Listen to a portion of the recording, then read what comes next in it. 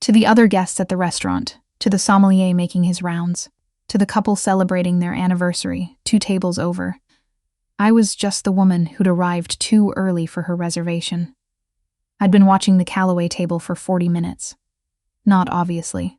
I had a glass of Pinot Gris and my phone, and I was very good at looking like someone who was simply waiting. You get good at that. Working corporate security for 8 years. You learn how to be invisible in expensive rooms. You learn to read body language across a crowded dining floor without moving your eyes too fast. You learn that the most dangerous conversations happen in the quietest voices. And the man at table 14 was having a very dangerous conversation. His name was Barrett Sinclair. Everyone in Vancouver's financial district knew Barrett Sinclair. His development firm had reshaped the waterfront. His face appeared on the cover of Business in Vancouver magazine twice in the last 3 years. He was 44, fit in the way that money makes men fit, and he was sitting across from his wife at the finest steakhouse in the city, smiling at something her father was saying. Her father, whose name was Gerald Marsh. I had been building a file on Gerald Marsh for 11 weeks. The wine in my glass was good.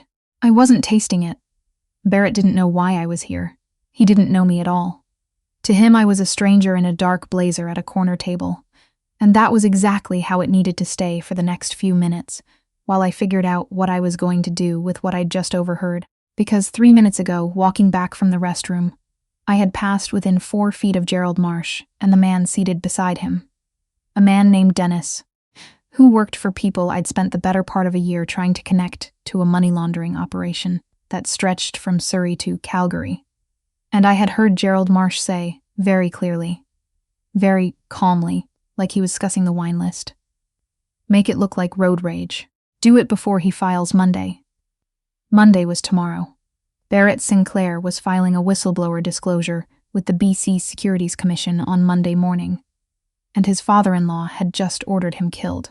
I should tell you how I ended up in that restaurant on a Saturday night, sitting alone with a glass of wine I wasn't drinking, close enough to hear a man sentence his own daughter's husband to death. It started 11 weeks earlier with a call from my contact at the Financial Crimes Unit. Not official, just a coffee and a nudge. The kind of thing that happens when someone trusts your instincts more than they trust the process. She told me that a tip had come in about Marsh Capital, that the numbers flagged but they couldn't get traction, that someone on the inside was scared and talking, but not ready to go on record. I was freelance by then. I'd left my position with the security firm the year before, partly because of burnout, partly because of a case that had gone wrong in ways I still couldn't fully talk about. I had my PI license, a 1-bedroom apartment in East Van, and the particular kind of clarity that comes from having nothing left to protect. I took the file. What I found over the next 2 months was methodical and ugly. Gerald Marsh was 67 years old, 3rd-generation money, the kind of man who sat on hospital boards and donated to university libraries, and was photographed with premiers. He was also, as best I could trace, moving approximately $4 million a year through a network of numbered corporations, shell companies, registered in Alberta and New Brunswick, real estate purchases made through numbered holding trusts. It was meticulous. It was almost airtight. Almost. Because Barrett Sinclair, who had married Gerald's daughter Faye 6 years ago, and had worked inside the Marsh Capital umbrella for 4 of those years, had apparently been paying very close attention. And sometime in the last year, he had started keeping records of his own. I didn't know Barrett personally, but I had come to know him through the documentation, through the pattern of what he'd quietly requested, what he'd photocopied, what he'd backed up to a private cloud drive. He was thorough and he was careful, and he genuinely believed the system would protect him if he did this the right way. That belief was going to get him killed. I had 40 minutes, maybe less.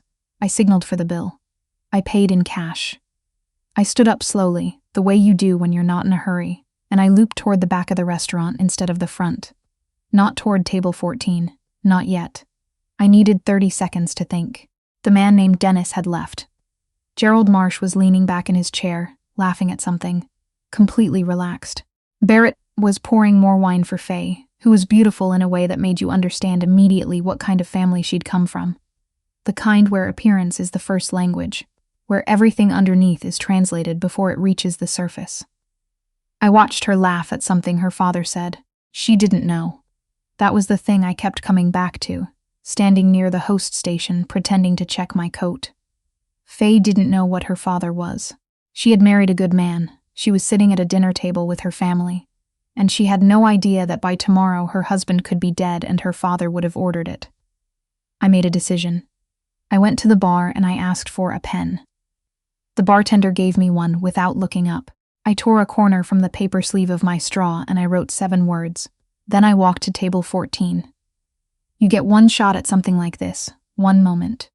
You can't hesitate, and you can't explain, and you cannot, under any circumstances, cause a scene, because the moment Gerald Marsh understands what's happening, everything accelerates in the wrong direction. I approached from Barrett's left side, the way a server would. I leaned down as though I was clearing a glass, and I placed the folded piece of paper under the edge of his bread plate. And I said, very quietly, very close to his ear, the way you'd whisper something warm to someone you knew. Don't go to the parkade tonight. Read the note. Then I walked away. I didn't look back. I went to the coat check, collected my jacket, and stepped outside into the October air. It was cold the way Vancouver gets cold in fall, damp and sudden, coming off the water. I walked half a block to where I could still see the restaurant's entrance, and I stood there in the shadow of an awning, and I waited. I had written, "Your father-in-law, tonight, don't be alone." 7 words. I didn't know if it would be enough. I didn't know if he'd read it immediately, or slip it into his pocket or show it to Gerald with a confused laugh. I had no control over what happened next. That's the part they don't show you in the movies. The waiting after you've done the thing, when all you can do is stand in the cold and trust that the right person made the right choice. The door opened 4 minutes later. Barrett Sinclair came out alone. No jacket. He stood on the steps and looked up and down the street with an expression I recognized. Not panic, something more controlled than panic, the particular stillness of a person recalibrating every assumption they have about their life. He saw me. I don't know what he expected. Probably not a woman in her early 30s in a dark blazer, standing under an awning, watching him like she already knew what he was going to say before he said it. He walked toward me. "Who are you?" he asked. "Someone who's been building a file on your father-in-law for the last 11 weeks, I said. "We don't have a lot of time, and I need you to listen carefully." We walked. That's what I do in those conversations. I keep moving. Stationary targets are easier to manage for everyone. We moved up Robson Street into the foot traffic, just 2 people having an intense conversation on a Saturday night. Invisible in the way that cities make things invisible. I told him what I'd heard. Not everything. The specifics of what I knew about Marsh Capital I kept back, because he didn't need that right now. And because the less I gave him in the first 5 minutes, the more clearly he would hear what actually mattered. That someone had been sent to harm him, that it was connected to his Monday filing, and that whoever Gerald Marsh was to him as a father-in-law was not the complete picture of who Gerald Marsh actually was. He stopped walking once, just for a moment, outside a coffee shop under the fluorescent overflow of the sign. He knew about Monday, he said. Yes. How did he? He stopped, his jaw tightened. There's someone in my office. That's my assumption. He looked at me for a long moment. Why are you telling me this? It was a fair question. In his position, I would have asked the same thing. People don't do things for free. That's one of the first lessons you learn in financial crime, and it's one of the truest things about human nature. Someone extends you a hand. You want to know what they're holding in the other one. Because I've been watching your father-in-law for months, I said. Because what you're filing Monday is going to corroborate things I've been trying to document independently. And because... I stopped. This was the part I hadn't planned. Because you have a wife in there who thinks she's having dinner with her family and she deserves to not become a widow because I could have said something and didn't. He was quiet for a moment. Is Faye safe? She's not the target. But depending on how this unfolds in the next 12 hours, that could change. You need to make sure she's not alone tonight either.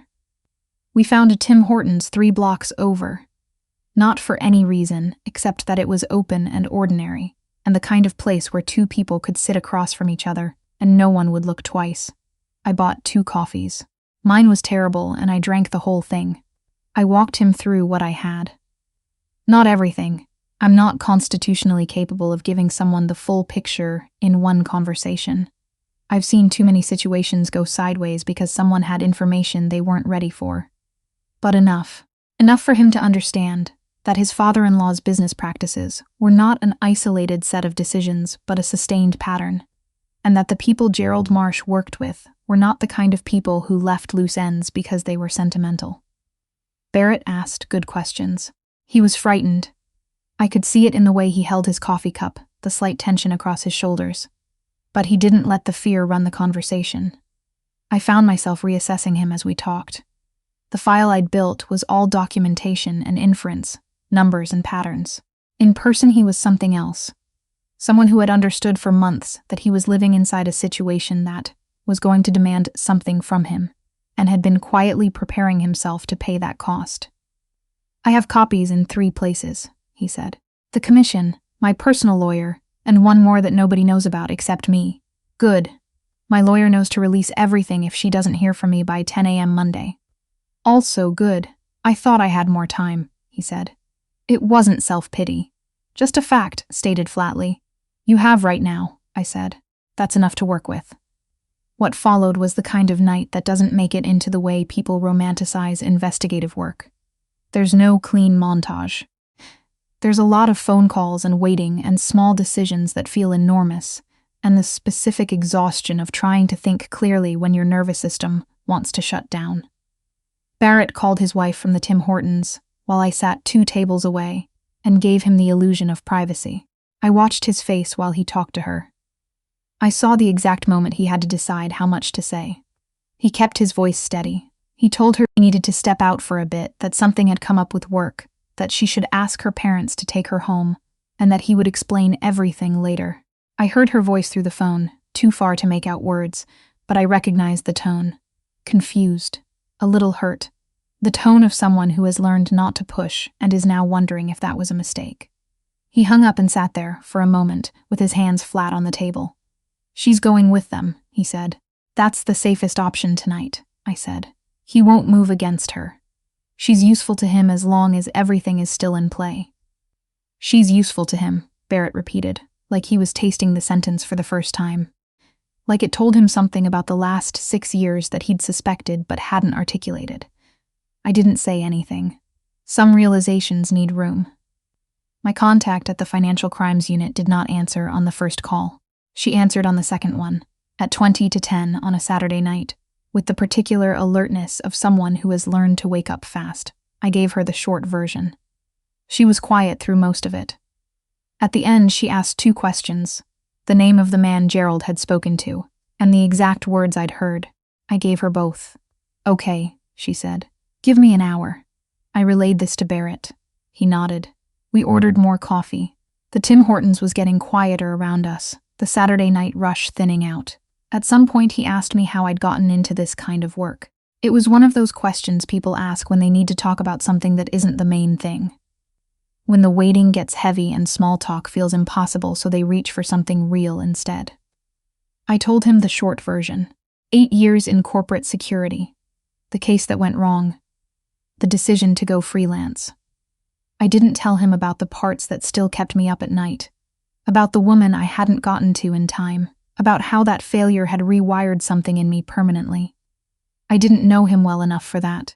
Maybe I told him enough that he understood why I'd handed him that note, instead of walking out of the restaurant. He told me about Faye. Not as a deflection. He seemed like someone who thought about his marriage carefully, the way some people do when they understand that it's the most important thing in their life, and also the most fragile. He told me she was intelligent and funny, and that she had spent years quietly defending her father's reputation to people who doubted him, and that she was going to need a long time to reconcile the person she'd believed him to be with what was actually true. She'll be angry with me, he said. For a while, even though I was trying to protect her. It'll feel like I took something from her. She'll understand eventually. Yeah, he said, but eventually is a long way from tonight. At 11:15, 2 officers from the Vancouver Police Department's organized crime unit arrived at the address Barrett provided, not his own home, which we'd agreed wasn't safe, but the apartment of a friend he'd called while I was on the phone with my contact. The officers were expecting someone. So was the man named Dennis, who had made the mistake of waiting in the parkade of Barrett's condo building for 2.5 hours. I found out about the arrest through my contact, who called at 11:45. "Your name stays out of it for now," she said. "You'll need to make a formal statement, but we can do that Monday. The documentation you have on Marsh Capital will be ready," I said. After I hung up, I sat in my car for a few minutes. It was a habit I'd developed, giving myself a short window after something broke, before I started thinking about what came next. My car was parked on a side street in Kitsilano, and through the windshield I could see the lights of houses, families inside, a life happening at normal speed behind every lit window. I thought about Faye, who was somewhere in the city right now, believing she was going home with her parents for a quiet evening.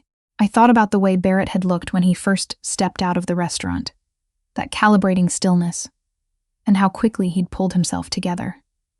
I thought about Gerald Marsh, who was probably still at that table, still laughing, still completely certain he had managed everything. Some men build their security on the assumption that certain people are invisible. Women who bring them their wine.